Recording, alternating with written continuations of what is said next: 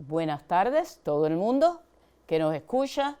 Este es el cuarto capítulo de Feminismo Global y en esta ocasión volvemos otra vez con la doctora Madeline Román López, porque otra vez vamos a hablar sobre teoría, porque sin teoría no hay práctica y la práctica sin teoría no funciona. Es tan simple como eso.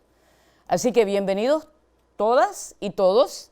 Gracias por estar aquí y bienvenida, profesora, nuevamente. Gracias por donarme el tiempo suyo, que es tan preciado, particularmente cuando la buscan de la América Latina, de los abogados en Puerto Rico y de cualquier parte del mundo para que usted presente sus opiniones con relación a un tema tan importante como es la criminalidad y las instituciones judiciales.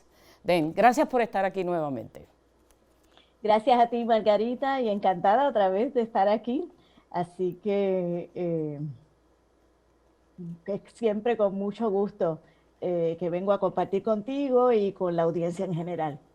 Ok, pues vamos a meterle mano al asunto para rápido. Claro que sí. Porque en esta ocasión vamos a hablar de una serie de cosas que la doctora no tiene en lugar para que podamos entender cómo el feminismo se desarrolla a través de la historia y cómo juega un papel tan importante la práctica y la teoría juntas. Por tanto, comencemos y la primera pregunta que le voy a hacer y la primera intervención que voy a hacer es, si pudiéramos entender cómo usted define, cómo los teóricos definen lo que es un hombre, lo que es una mujer, esa relación de esos dos individuos y cómo históricamente se desarrolla todo esto. Esa es la pregunta que le lanzo al ruedo para empezar. Gracias, Margarita. Creo que quizás sería bueno para efectos de las personas que se sintonizan por primera vez en este programa, cualificar un poco las conversaciones que hemos tenido hasta ahora. Hay una serie española que duró muchísimo tiempo en la televisión, que el título era Cuéntame cómo pasó. Y me gusta ese título a propósito de esto que estamos haciendo tú y yo aquí, Margarita, porque de lo que se trata es de que estamos compartiendo con toda la audiencia que nos escucha y que nos ve un relato respecto al trayecto histórico del feminismo en tanto movimiento social. Así que es un cierto cuéntame cómo pasó, y claro, el relato lo estamos haciendo nosotras. Yo creo que siempre es importante comunicar que quizás si el relato lo hicieran otras personas, los énfasis y los asuntos a los cuales se le confiere centralidad podrían ser otros. Pero de manera general, hay unos asuntos clave dentro del trayecto del feminismo en tanto movimiento social. Para contestarte la pregunta, ciertamente las relaciones entre los hombres y las mujeres han sido y siguen siendo un asunto central en la reflexión feminista. ¿Por qué? Porque precisamente todo lo que tiene que ver con el fenómeno histórico de la subordinación de las mujeres o de la sujeción de las mujeres está directamente vinculado a las relaciones históricas que se fueron produciendo entre los hombres en tanto grupo social y las mujeres en tanto grupo social. A mí me gusta mucho la cartografía que propone Rosy Braidotti en ese libro que les mencioné la vez pasada, Sujetos Nómades. Una cartografía es como una suerte de mapa. Rosy Braidotti propone un mapa a partir del cual podemos seguir reflexionando sobre este tema del feminismo en tanto movimiento social y del fenómeno de la subordinación histórica de las mujeres. Y en ese mapa, aunque es importante tener en cuenta que el mapa no es el territorio. Yo diría que eso es algo que en la ciudad de Nueva York uno aprende inmediatamente, ¿verdad? Uno puede ver un mapa de Manhattan, pero no es lo mismo ver las cosas en el mapa que uno coger un tren y caer en cualquier punto de la ciudad. Las dimensiones son otras, ¿verdad? ¿Ya? Uno puede salir a la parte de afuera, a la calle, y quizás no necesariamente de primera intención conectar el mapa con el territorio. Así que eso es importante porque un mapa siempre es una aproximación y nunca el mapa es el territorio, ¿verdad? Pero en ese mapa, en esa cartografía que Rosy Braidotti propone, pues propone tres niveles, tres relaciones que hay que mirar. Las relaciones entre hombres y mujeres, las relaciones entre mujeres y las relaciones al interior de cada mujer.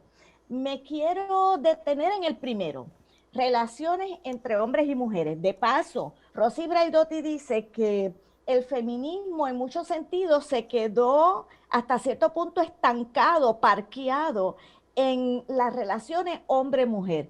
Eso de una manera tiene una razón de ser, ¿verdad? Como hay un sistema de dominación masculina, es evidente que muchas de las problemáticas vinculadas a la subordinación de las mujeres que tenemos que lidiar cotidianamente, día a día, pues envuelve directamente a los hombres en tanto grupo social. Pero es importante mirar los otros renglones también. Sí, y Sobre esa, ajá, particularmente, dime Margarita. particularmente cuando sabemos que uno de las grandes críticas que se le hizo al movimiento feminista en un momento dado fue que las feministas abandonaron las diferencias que existían entre las mujeres.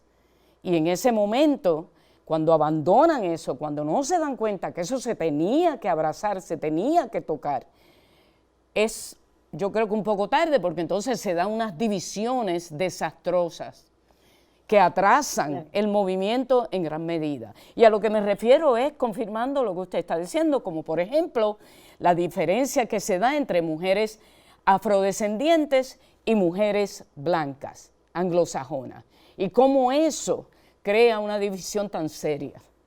Particularmente lo vemos ahí. Sí, Correcto, ¿verdad? extremadamente importante, Margarita, y coincido contigo, y ya mismo voy a ese punto. Quiero, antes de entrar a las diferencias entre mujeres, hacer una serie de cualificaciones sobre las diferencias entre hombres y mujeres. Vuelvo a remitirme a algo que habíamos mencionado la vez pasada, y es la centralidad, la importancia del concepto de la diferencia. Ya. Y cómo para Rosy Braidotti, como les dije la vez pasada, muchas veces ese concepto fue pensado como sinónimo de ser inferior a o estar subordinado a. En otras palabras, el concepto siempre se pensó desde una relación devaluativa del otro. En el caso del sistema de dominación masculina, evidentemente los hombres asumen una posición ordinada y las mujeres una posición subordinada. Ahora, cuando hablamos de diferencias entre hombres y mujeres, pues ciertamente la denuncia inicial del feminismo tenía que ver con las diferencias de acceso de las mujeres en relación a los hombres, diferencias de acceso en la vida política, en la vida laboral, en la vida social y cultural, ¿verdad? Y hemos discutido eso de distintas maneras. Ahora, creo que es importante también tener en cuenta que muchas de esas diferencias tienen su historicidad, muchas de esas diferencias tienen una larga trayectoria histórica, aunque ahora estén puestas de otra manera. Quiero recurrir al saber de la antropología para ilustrar este asunto de esa historicidad de la diferencia entre hombres y mujeres. Y cuando recurro a la antropología, y mi formación es en sociología principalmente, recurro a la antropología recordando algo del paradigma de la complejidad que es importantísimo. Y es que el paradigma de la complejidad promueve un acercamiento multidisciplinario, un acercamiento transdisciplinario, un acercamiento postdisciplinario. ¿Por qué? Porque entendemos que es necesario propiciar una dialogicidad entre los saberes que manejamos.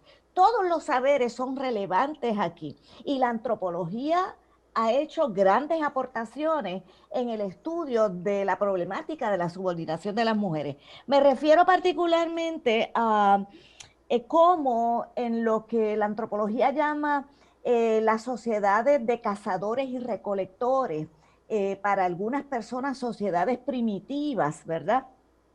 Fueron sociedades tribales, las llaman algunas otras personas, fueron sociedades donde se produjo una división del trabajo, una gran división del trabajo.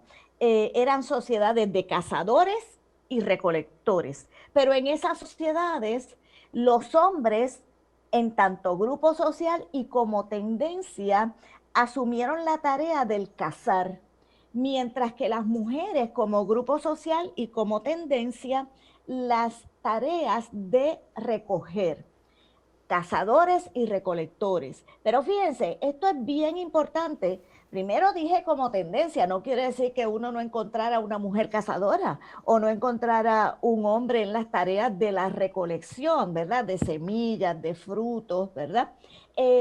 Pero lo que quiero traer a la consideración tuya y de todos los que nos escuchan y nos ven es que en el trayecto de esas sociedades, en su trayecto evolutivo, llegó un momento en que en la actividad del recogido, estos eran sociedades nómades, ¿verdad? Sociedades que todavía no se habían asentado y los primeros patrones de asentamiento fueron alrededor de los ríos por el recurso del agua.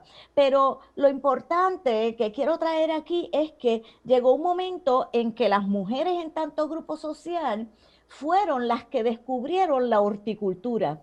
En otras palabras, las mujeres descubrieron y el grupo completo, ¿verdad? De que si tú dejabas una semillita aquí, como estos grupos eran nómades, cuando regresaban de nuevo a ese punto, encontraban una plantita, una planta. Por lo tanto, ellas descubren la horticultura y eventualmente la horticultura liberó a los hombres de tener que ir a cazar todos los días. Y esto es importante porque por la vía del descubrimiento de la horticultura y eventualmente lo que fue la agricultura en las sociedades agrícolas, ¿verdad? Se produjo un descubrimiento antropológico, histórico importantísimo, que se llamó el descubrimiento del excedente. En otras palabras, esas sociedades descubrieron que podían almacenar los granos, ¿verdad? Que podían almacenar cierto tipo de alimentos y en ese sentido no tener que estar todos los días recogiendo y cazando. ¿Por qué esto es importante? Porque las primeras luchas sociales, ¿verdad?, que se producen para la antropología fueron luchas por el control del excedente. Y esas luchas por el control del excedente es importante tenerlas en cuenta porque llegó un momento en que los hombres en tanto grupo social se apropiaron del control del excedente y eso marcó una primera desigualdad entre hombres y mujeres. La Aquí, otra desigualdad que estuvo bien vinculada a ese descubrimiento del excedente y esas luchas por el control del excedente fue el descubrimiento que hacen los hombres respecto a su rol en el proceso, ¿verdad?, de la preñez de las mujeres. En otras palabras, en esas sociedades de cazadores y recolectores, inicialmente las mujeres eran consideradas por los hombres como divinidades, ¿verdad? Como diosas. ¿Por qué? Porque ellos no habían conectado, y esto es gracioso, ¿verdad? Pero es una buena manera de ilustrar que el conocimiento se produce socialmente y se produce también poco a poco. Llegó un momento en que ellos conectaron, ¿verdad?, que el nacimiento de ese bebé era resultado, ¿verdad?, de ese vínculo sexual que ellos habían tenido previamente con esa mujer, pero tomó tiempo. Todo toma tiempo en la vida, ¿verdad? Tomó tiempo. y ¿Y por qué aquí, traigo esto? Ajá. ajá, Dime, aquí quiero, Margarita. quiero hacer una salvedad y quiero que quede bien claro. El hecho de que las mujeres recolectaran y que los hombres cazaran como tal, no está de ninguna forma determinado porque el varón o la hembra tenían unas cualidades físicas que podían inclinarlos a una dirección o a la otra. No tiene nada que ver con eso, ¿correcto? No, no. De hecho, pensarlo así sería pensar que existe una sobredeterminación biológica. Y estamos, o sea, no estamos en ningún momento planteando que hay una sobredeterminación biológica. Y esto es importante, doctora, aclararlo. Incluso para el, oh, claro, e incluso para el desarrollo, para el trayecto evolutivo de las sociedades. Paradojalmente podríamos decir que la actividad del recoger, de la recolección, resultó ser central en el desarrollo de las sociedades, porque de ahí surge la horticultura y luego la agricultura. Así que... Y lo que acaba usted de decir también, que esa recolección es lo que crea el surplus, como se dice aquí en Estados Unidos. Right? Exacto, el excedente. El excedente. Muy importante. Y al crear ese excedente, pues entonces le brinda a estas sociedades una base económica que no hubieran tenido en otras circunstancias. Porque al final la economía no es otra cosa que las cosas que necesitamos para sobrevivir. Right? Extremadamente importante, Margarita, y esa es una discusión desde mi punto de vista hermosa.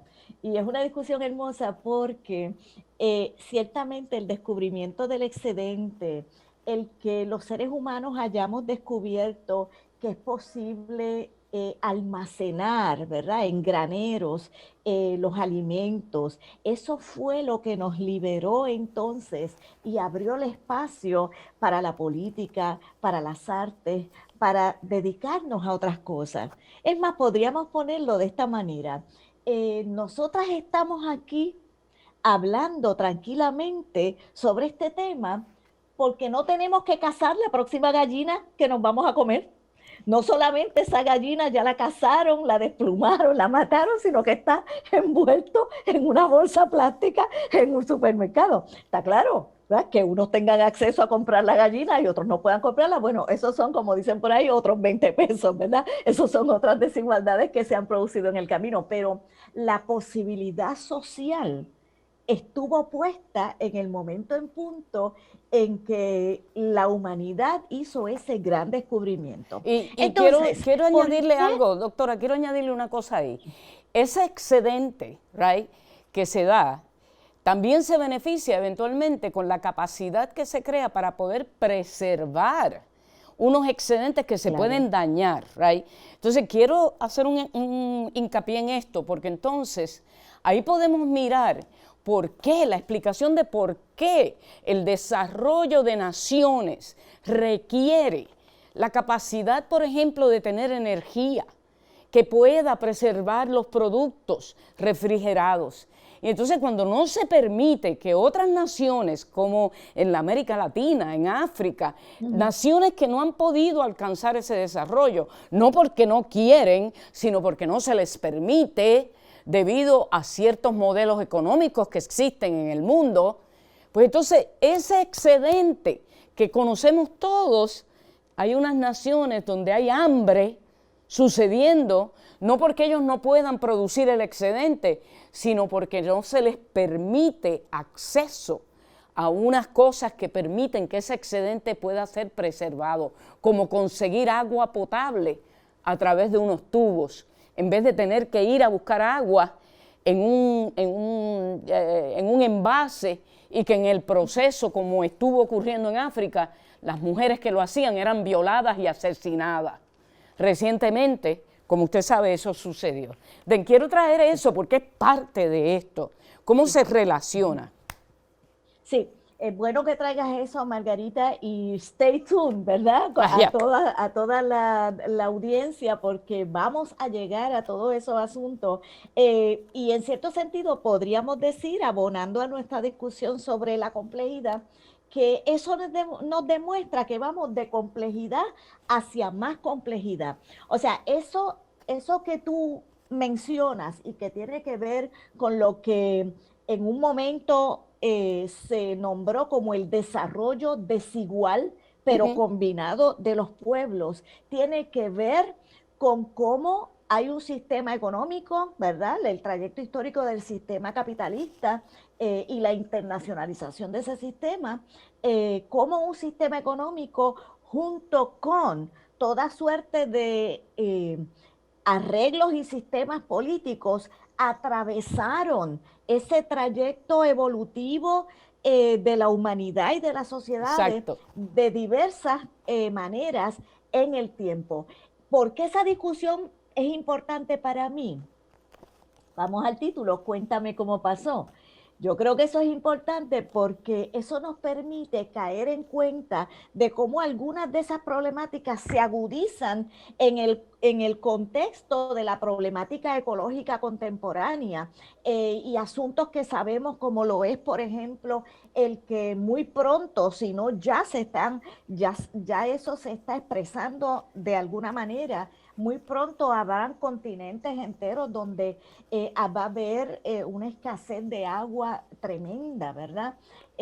Así que todo esto que estamos discutiendo ahora tiene también el propósito, lo voy a poner de otra manera, eso que nosotros llamamos el pasado, lo miramos para poder comprender mejor nuestro presente y para saber de dónde vienen las cosas y no estar dando palos a ciegas de aquí y de allá, sino para poder eh, hacer algo que es importantísimo para los teóricos de la complejidad, y menciono a Edgar Morin, que también mencioné la vez pasada, su libro Introducción al Pensamiento Complejo. Hay un trabajito de Morin donde él habla de la mente bien organizada. La mente bien organizada. Estudiamos esas cosas que llamamos del pasado para poder comprender mejor nuestro presente y para poder incidir, intervenir de maneras más atinadas en lo que son las problemáticas contemporáneas, que inciden con el feminismo, pero con otras muchas cosas. Así que lo otro que quería cualificar de esas diferencias entre hombres y mujeres es que otra de las desigualdades que acompañó muy de cerca todas esas luchas por el control del excedente fue el control de la sexualidad de las mujeres. Judith Butler, autora de un libro excelente que tiene ya sus años, Gender Trouble, Judith Butler siempre plantea que la búsqueda de la paternidad es una búsqueda eminentemente patriarcal. Llega un momento en que los hombres necesitan saber si ese niño es de ellos, ¿verdad? La pregunta, ¿ese bebé es mío? ¿verdad? Pruébame que ese bebé es mío. Y si uno le sigue la pista a toda esa literatura sobre el surgimiento del excedente, vamos a caer en cuenta de que eso fue acompañado eh, por todo un proceso de control de la sexualidad de las mujeres más vinculado a los intereses de las clases poseedoras, porque la pregunta de si ese bebé es mío era una pregunta central para las clases poseedoras en su interés de que las riquezas no salieran de esos sectores sociales, que las riquezas que ellos tuviesen siguieran controlando la riqueza del mundo. Así que aquí añado un asunto importantísimo también, ¿verdad? Que tiene que ver con cómo el fenómeno de la subordinación de las mujeres estuvo también vinculado a las relaciones entre las clases y a los intereses económicos y políticos también de las clases poseedoras. Sobre ese asunto podemos volver más adelante. Otro asunto que me parece importantísimo de poner en foco en relación a diferencias entre hombres y mujeres es que hablamos de hombres y mujeres junto con todos sus atributos. Por ejemplo, la construcción social de lo masculino, la construcción social de lo femenino, la actividad y la pasividad, la fortaleza y lo que se entiende que es la debilidad. O sea, junto a esas categorías hombre-mujer se fueron montando una serie de atributos que son construcciones históricas, pero que luego se naturalizan y las vivimos como si, as if, fuesen naturales. Ahora, es importante también tener en cuenta que esas construcciones, esos imaginarios que se han ido produciendo sobre lo que son los hombres y lo que son las mujeres, esa construcción social de lo masculino y de lo femenino, se transforma también en el tiempo. Y voy a dar un ejemplo contundente. No es lo mismo la masculinidad tramitada en la figura del personaje de John Wayne en una película de vaqueros en Estados Unidos, en un western, ¿verdad? En una de esas películas, ¿verdad? Un western, que la masculinidad que tramita el perfume Obsession o el perfume Calvin Klein. O sea, lo que quiero traer aquí es que hay una masculinidad en esas películas de John Wayne, en esas películas sobre el viejo oeste, y esto es un ejemplo, que más bien expresan unas relaciones entre los géneros rígidamente establecidas. Unas relaciones entre los géneros rígidamente establecidas. Pero en el trayecto evolutivo de las sociedades contemporáneas, podríamos decir que se va produciendo una masculinidad que incluso podríamos decir que es casi femenina. Y eso tiene que ver con una suerte de suavización de los comportamientos propio de ese mismo trayecto evolutivo de las sociedades contemporáneas. Doctora, un momento ahí. Eso que está tocando es bien interesante con relación a cómo una mujer es percibida cuando trata de ocupar lo que definimos como funciones masculinas. Y la crítica y el ataque que se le hace a esa mujer es que quiere imitar al macho, que se quiere vestir como el hombre, que es en nuestro país dicen machúa, ¿right? que quiere llegar a ese punto y lo que hace es transformar su apariencia en una apariencia que imite lo que llamamos la fuerza. Y como la fuerza está relacionada en nuestra cultura con ser macho, con ser hombre, pues entonces la mujer que se atreve a correr para oficina política, por ejemplo, pues inmediatamente es acusada de que se cree y piensa que puede tener la fuerza que tiene un hombre, y eso es imposible. Porque en el caso de las mujeres lo vemos como una cosa negativa, fuera de lugar, feo. Pero en el caso de los hombres hoy día, el hombre que se convierte en una figura elegante, más suave, más dispuesto a aceptar la parte femenina que tienen ellos adentro, pues entonces en ese caso es admirado, es respetado. Pero en el caso de la mujer es atacado. Quería hacer esa salvedad porque me acordé de unas cuantas mujeres en el mundo que han tratado de llegar a algún lugar y pensé honestamente en Margaret Thatcher. No es mi persona predilecta, pero pensé en ella por la fuerza que presentó en Inglaterra, a pesar de que estoy completamente en desacuerdo con su política pública. Sí, eso es una discusión fascinante también, ¿verdad? Y hay mucha tela para cortar aquí. Ciertamente coincido en tu apreciación, Margarita, de que en ese trayecto evolutivo, esa suerte de primeramente, ha habido ciertamente un abandono de ese imaginario de los géneros rígidamente establecidos. Eso es cierto. Pero no nos llamemos a engaño, porque ese abandono no implica necesariamente una suerte de laxitud respecto al fenómeno de la subordinación de las mujeres. Lo que pasa es que el sistema de dominación se tramita de otras maneras y eso es importante tenerlo en cuenta. Ahora, nuevamente, coincido con tu apreciación. Esa suerte feminización del imaginario de lo masculino es socialmente más aceptado que lo que puede ser la masculinización de las mujeres. Correcto. Evidentemente es así. Ahora, para mí, en esa, voy a tomar los dos asuntos, la feminización de lo masculino y la masculinización de lo femenino, ¿verdad? Eh, para mí, esa suerte de feminización de lo masculino, ¿verdad?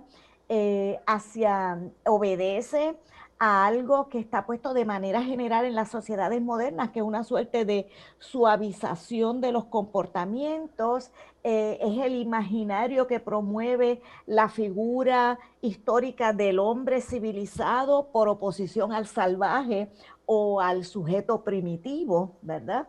Eh, pero también hay que reconocer en en esa transformación, ¿verdad? Hacia una suerte de feminidad dentro de lo masculino, hay que también reconocer que ese ha sido al menos parcialmente el efecto también de las luchas de las mujeres, de las denuncias de las mujeres respecto a los efectos nocivos de esos géneros rígidamente establecidos, que ha provocado, esas luchas de las mujeres han provocado transformaciones en la subjetivación de hombres, mujeres y niños. Así que vamos a ponerle que sí se ha producido una suerte de transformación en la sensibilidad de época.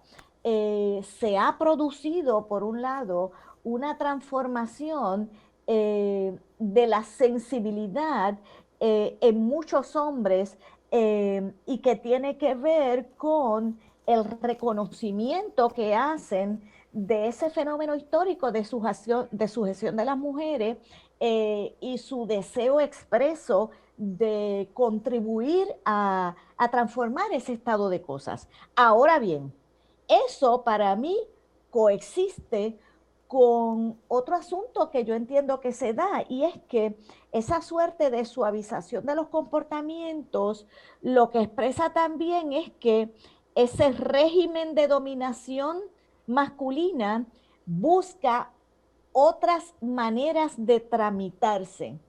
Y esas otras maneras de tramitarse pueden expresarse en subjetivaciones de los hombres que aún persisten. Por ejemplo, el imaginario de muchos hombres de sentirse al mando de los asuntos, ¿verdad? In command, ¿verdad?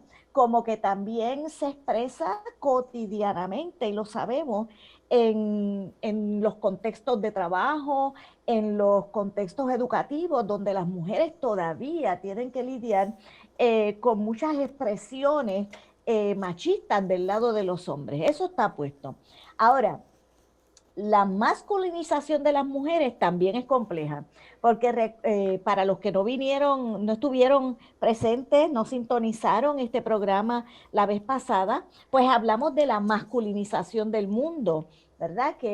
Y creo que mencioné que esa incorporación de las mujeres al mundo del trabajo asalariado, por ejemplo, no tuvo como efecto una feminización del mundo, sino que, como decía la vez pasada, el precio, la factura que las mujeres tuvimos que pagar para, por ser que se nos considerara como iguales, fue el tener que emular los estándares masculinos.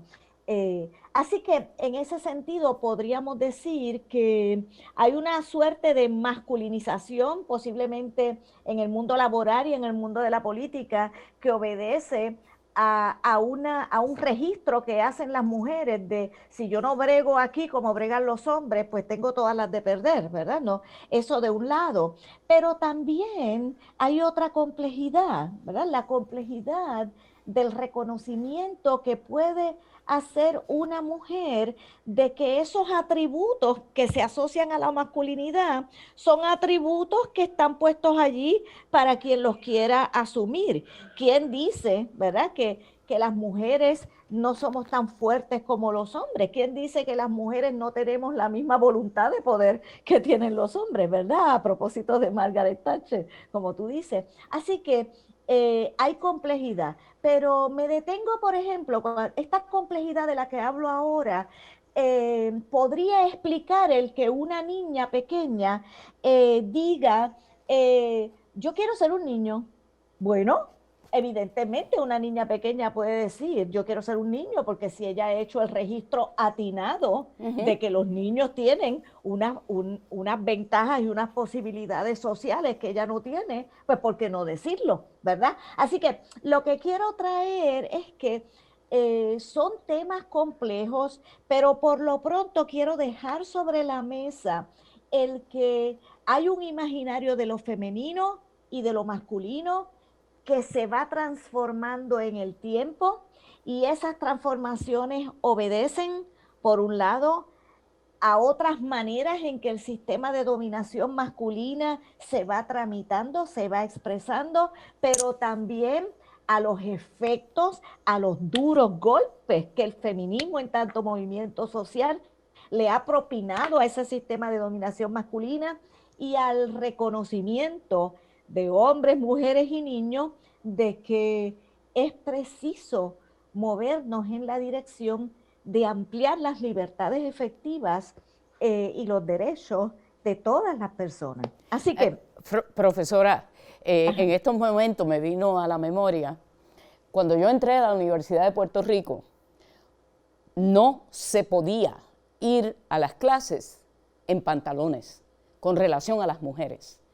Mis hermanas y mi hermano, que son mayores que yo, cuando entran a la universidad, se tuvo que hacer una serie de cosas en casa donde mis hermanas tenían que ir con medias stocking de estas, de lo que llamaban en Puerto Rico medias para las mujeres para poder salir, y tenían que ir siempre vestidas con trajes, right?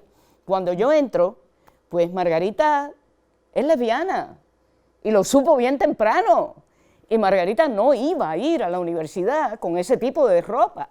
Pues Margarita se puso un pantalón militar para ir a sus primeras clases, porque en ese momento estábamos luchando contra la guerra de Vietnam, y una camisa del ejército con una camiseta por debajo. Y la primera clase que fui, que fue la clase de español, me botaron del salón. El profesor me dijo que me tenía que ir. Yo le pregunté por qué y me dijo, usted está vestida inapropiadamente para coger clases en mi salón, así que salga. Y me expulsó.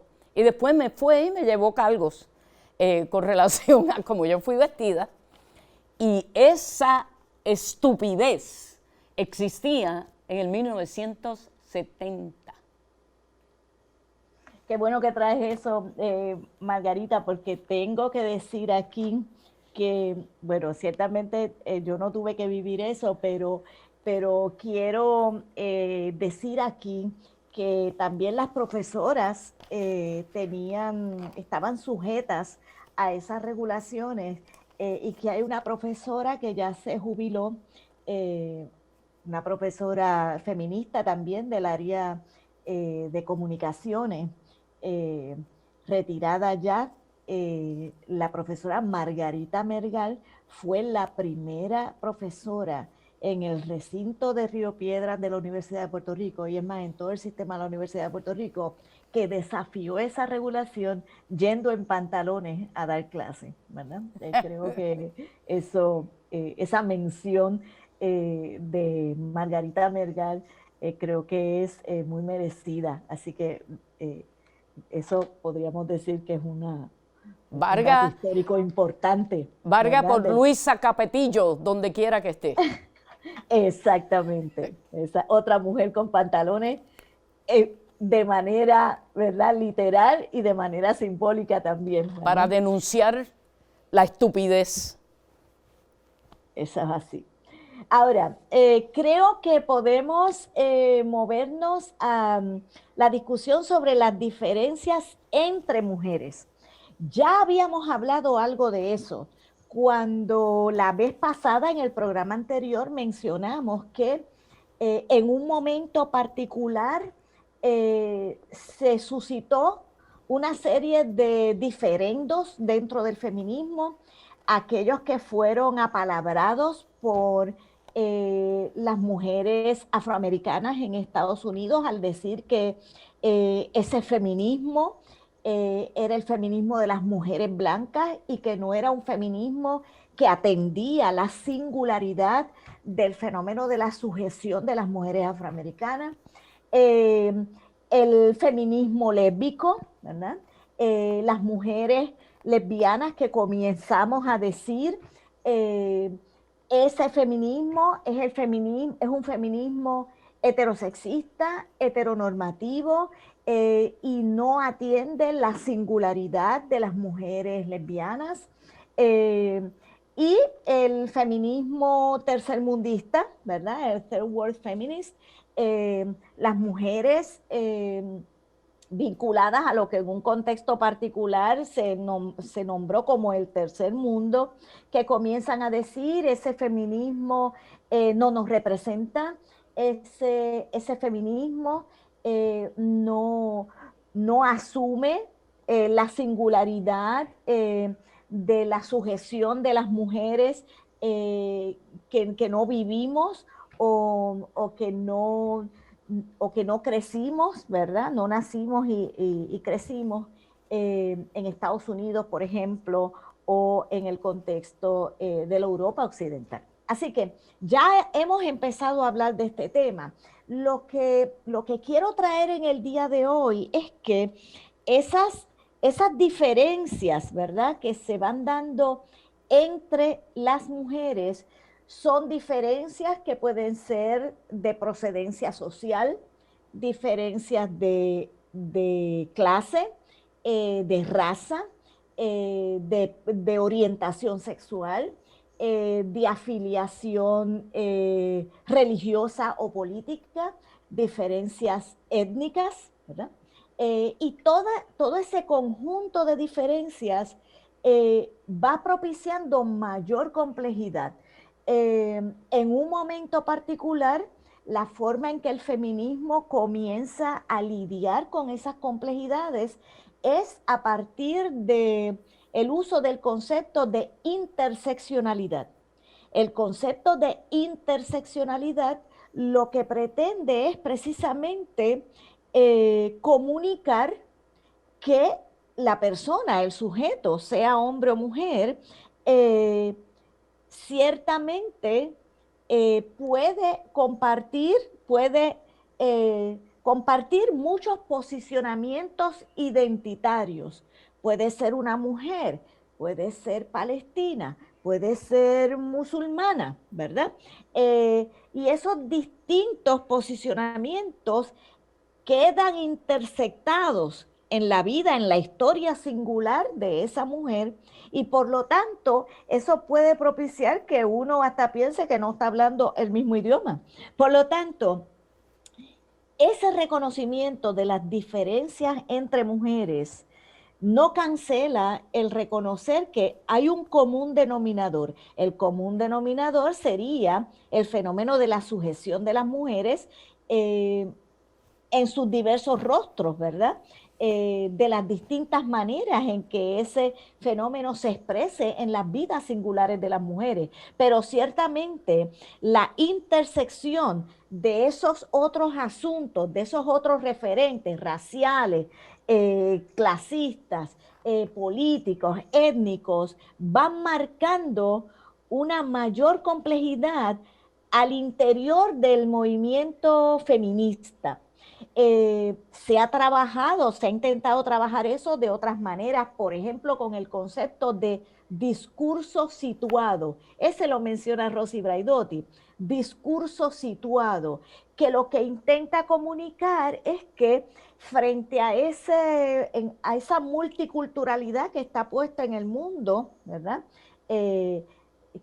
Cuya importancia es cada vez mayor, pues es preciso comunicar desde dónde uno habla, ¿desde dónde uno habla? Eso es discurso situado. Bueno, yo estoy hablando, ¿verdad? Como profesora que fui de la Universidad de Puerto Rico, como mujer, eh, como feminista de muchos años aquí en Puerto Rico.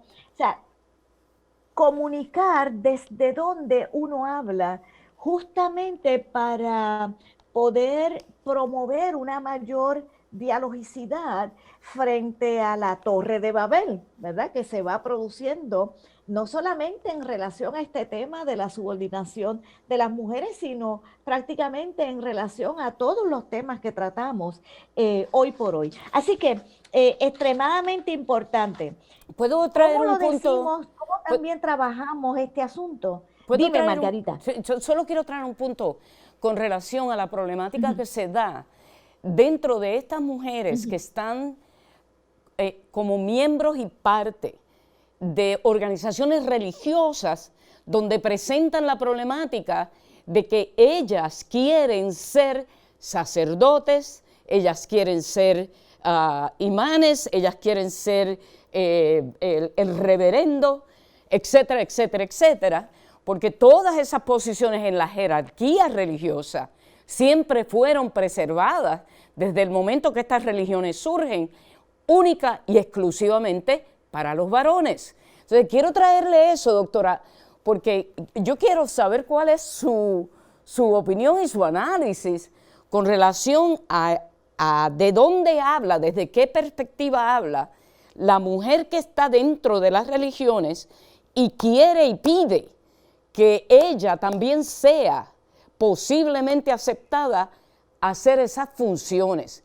Y le traigo esto porque el sismo que ha ocurrido aquí en Estados Unidos con las religiones protestantes, con las conferencias protestantes donde se han dividido por el asunto de permitir o no permitir que una mujer sea o no sea la que dirige la religión como el sacerdote o el reverendo. Sí, esa discusión es importantísima también. Quiero traer la experiencia de Puerto Rico, en el sentido de que tengo que decir que en estos momentos en Puerto Rico hay un sector de feministas religiosas muy vocal en la isla. Eh, y eso es importante porque me permite y nos permite mirar cómo el feminismo ha incursionado todas las áreas del saber, todos los espacios, todos los renglones de la vida social y cultural. Esas mujeres feministas que se nombran feministas religiosas y que uno lo puede ver hasta en el Facebook que dice, soy feminista y creo en Dios, soy feminista y soy religiosa, han sido su presencia en esas distintas denominaciones religiosas, su presencia ha sido bien importante porque han abierto al interior de cada una de esas religiones un espacio de debate importante. Ellas tienen su propia batalla allí dentro también. Y tendría que decir que ahora en relación al fenómeno del aborto, pues es un sector de mujeres que efectivamente han dado la batalla en favor del aborto. Así que entiendo yo, y por lo que he podido percibir desde un lugar de exterioridad, ¿verdad? De las distintas iglesias protestantes y de la iglesia católica también, es que hay una gran batalla al interior de esas iglesias. Y en ese sentido, pues yo tendría que decir, ¿verdad? Que eso es un discurso situado también, ¿verdad? Es un hablar desde un imaginario de religiosidad que ciertamente eh, constituye un sector dentro del activismo feminista local, estoy segura que en Estados Unidos también, y es un sector que yo diría que permite, ¿verdad? Permite ganar fuerzas, ganar eh, eh, sectores, ¿verdad? Que puedan efectivamente vincularse con estas luchas, que quizás en otros contextos pues no lo harían. Quiero compartir aquí también una experiencia que tuvimos hace un tiempo atrás en el Instituto de Investigación Violencia y Complejidad, que yo me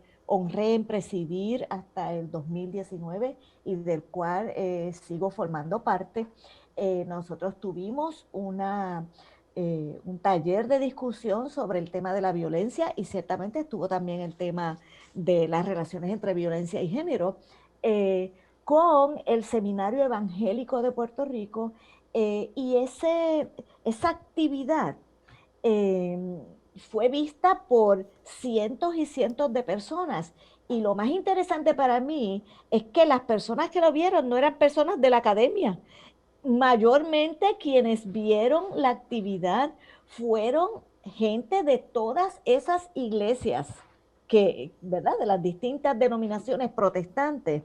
Y supongo yo que nosotros habremos dicho montones de cosas, ¿verdad? Que tuvieron que hacerle, ahora digo yo, violencia a ellos, ¿verdad? Dentro de lo que es su imaginario y su sistema de creencias. Así que yo creo que hay que mirarlo desde la necesidad de seguir ampliando nuestro imaginario democrático, y es un discurso situado también.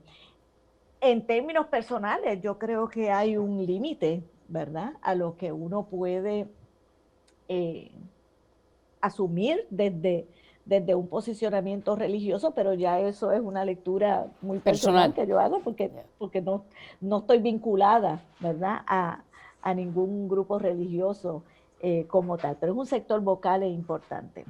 Pero entonces, volviendo a este asunto, esas diferencias entre mujeres, las diferencias entre las mujeres, también nos fuerza a asumir la reflexión sobre la relación entre lo común y lo diferente. Lo común y lo diferente. Es necesario asumir lo común. Esos comunes denominadores que están puestas en relación no solamente al asunto, a los asuntos de género, sino a tantos asuntos políticos hoy por hoy.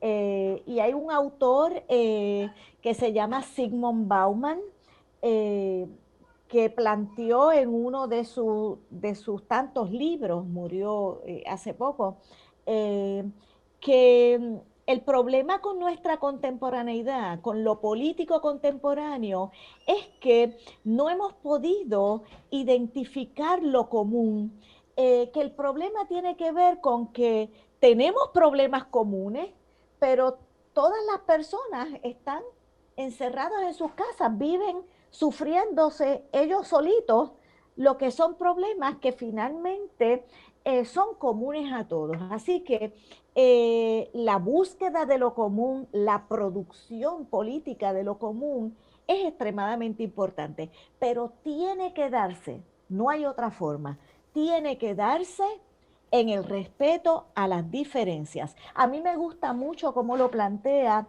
el filósofo español Fernando Savater cuando dice, la mejor forma de tratar éticamente al otro es considerándolo igual que yo y al mismo tiempo distinto de mí simultáneamente, considerándolo como igual a mí y distinto de mí al mismo tiempo. Hay una canción muy bonita a propósito de las canciones, creo que es de Silvio, de las canciones de un, eh, de un disco de Cuba le canta, ¿cómo es?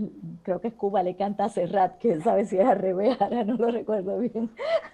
Pero bueno, es la canción que dice, lo común me reconforta y lo distinto me estimula. Lo común me reconforta y lo distinto me estimula. Jacques Derrida, en ese libro que les mencioné la vez pasada, Políticas de la Amistad, donde él trata, como les dije, la amistad como cuestión de la política, se hace la pregunta de otro modo. Él dice, ¿el amigo es lo mismo o es lo otro? ¿El amigo es lo mismo o es lo otro? Bueno, pues cuando uno tiene un amigo o una amiga, es porque es las dos cosas. Es lo mismo y es lo otro, porque lo común me reconforta. Hay algo de mí que está en él o en ella, pero hay también algo distinto, que es lo que nos estimula. Así que, nuevamente, creo que es importante la búsqueda, la producción política de lo común.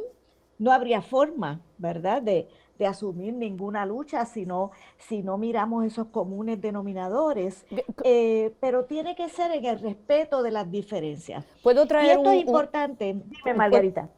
un punto pequeño?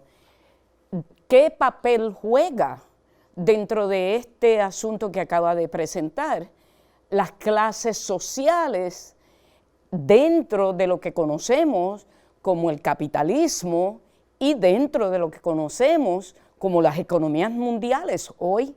Porque ¿cómo yo puedo negociar una cosa como esa? Porque entiendo que las clases sociales que produce el capitalismo las produce de tal manera que crean unas divisiones tan y tan serias que para mí pues impiden ese diálogo. Odio tener que decir esto, pero consumimos todo el tiempo que nos tocaba en este programa. Así que vamos a tener que parar ahora, despedirnos las dos, y será para completar esto en el próximo programa que tengamos. Lo más probable es que tenemos que añadir un programa más semanal o algo así. Discúlpeme, ¿se puede despedir? Claro que sí, como siempre, muchísimo gusto de conversar contigo y con toda la audiencia. Este tema no lo terminamos, pero en el próximo programa lo volveremos a agarrar y seguimos donde lo dejamos. Así Esto que quiere decir que gracias. Esto lo que quiere decir es que nos envolvimos demasiado en lo que estamos haciendo. Eso es así, eso es así. Estamos bien entusiasmadas. Hasta luego y gracias por estar aquí. Hasta luego. Ok.